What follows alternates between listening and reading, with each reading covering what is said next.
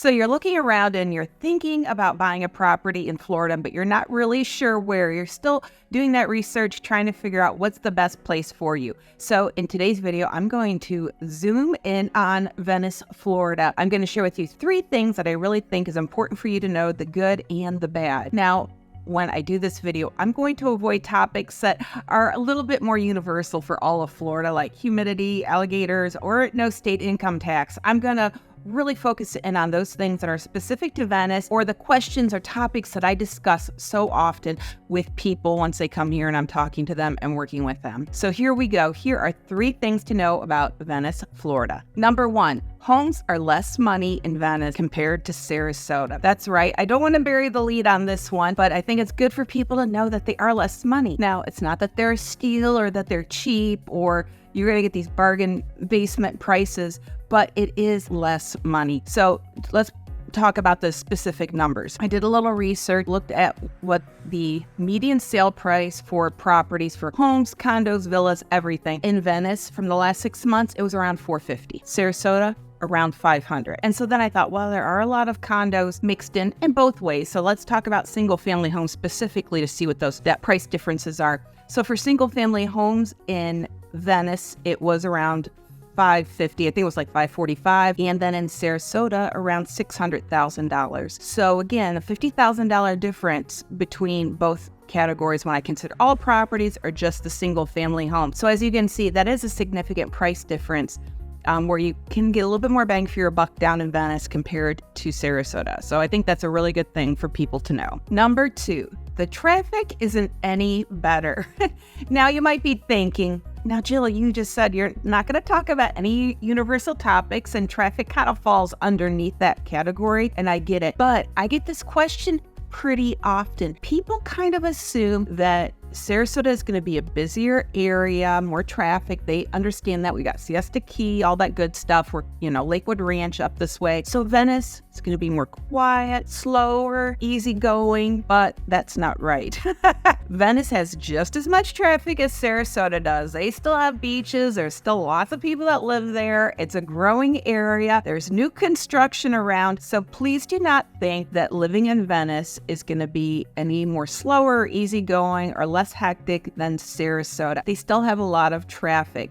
And you have to keep in mind too, being on any coast here in the state of Florida, you should expect that. There might be a couple little pockets or cities here and there that I'm not aware of where it is a little bit more quiet, but the whole state is growing so much. So even if it's quiet today, don't bank on that in 5 years from now. It's going to grow and get busier. So with great blessings of living in sunshine all the time, this beautiful weather that we have, it does come with some headaches, and that is traffic. So you're not going to escape that. Hey, I just want to quick introduce myself if you are not familiar with me already. My name is Jill Thomas. I'm a real estate agent here in the Sarasota area. So I cover Sarasota, Bradenton, Lakewood Ranch, Venice, Northport, really parish to Northport, and then all of our barrier islands. So Siesta Key, Lido Key, Longboat Key, all of these areas. So if you've been thinking about maybe purchasing a property in our area, or maybe you've got a property to sell, this could be a good channel for you to follow.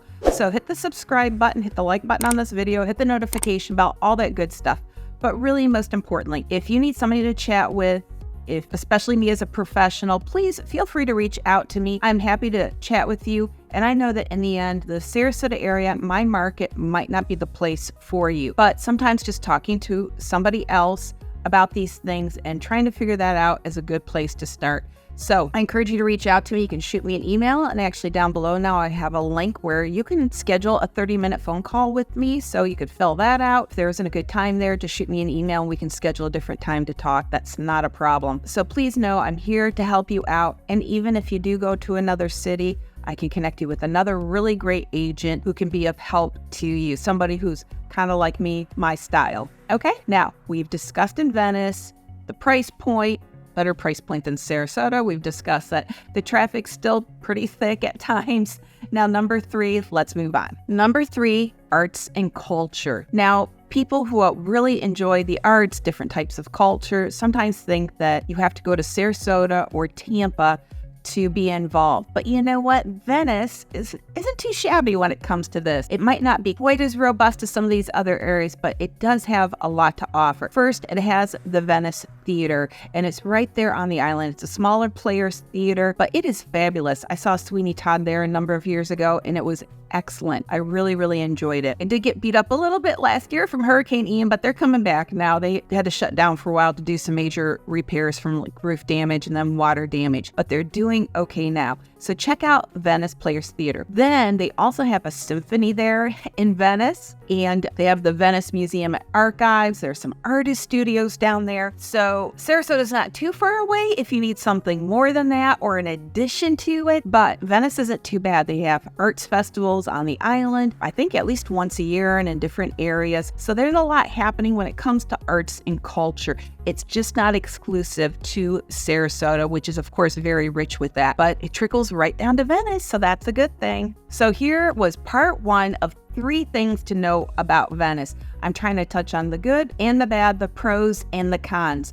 Now, like I said, I'm going to do other videos in the future. If you have some thoughts and you say, Jill, these are some things that people really need to know about Venice, toss it in the comments below and I'll try to work that in those other videos so people know. All right, guys, I hope this was a help to you as you're trying to decide what city is going to be a good fit for you. And as I mentioned, don't be shy. Reach out to me. I am here to help you. I really do want you to make the best decisions for you and your family. Thank you so much for watching. I really appreciate it. Have a great day.